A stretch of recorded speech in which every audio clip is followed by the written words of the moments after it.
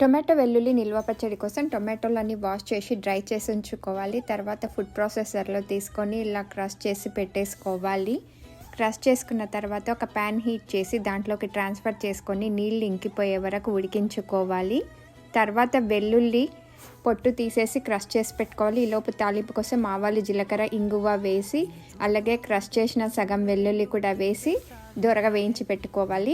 ఇప్పుడు చల్లారిన టొమాటో పచ్చడిలో ఉప్పు, కారం, మెంతుల పొడి వేసేసి బాగా మిక్స్ చేసేసుకోవాలి. తర్వాత ఇది మిగిలిన హాఫ్ గార్లిక్ కూడా వేసేసుకొని మెత్తగా రుబ్బుకోవాలి. తర్వాత ఇది ప్యాన్లోకి ట్రాన్స్ఫర్ చేసేసుకొని చల్లార్చిన తాలింపు నూనె వేసేసుకొని బాగా మిక్స్ చేసేసుకోవాలి. ఈ టొమాటో పచ్చడి రైస్లోకి, రోటీలోకి, అలాగే చపాతీలోకి చాలా బాగుంటుంది. ఇది 1 year కూడా నిల్వ ఉంటుంది. చెర్రీ టొమాటోలు పుల్లగా ఉంటాయి కాబట్టి నేను చింతపండు వేయలేదు, మీరు వేసుకోవచ్చు.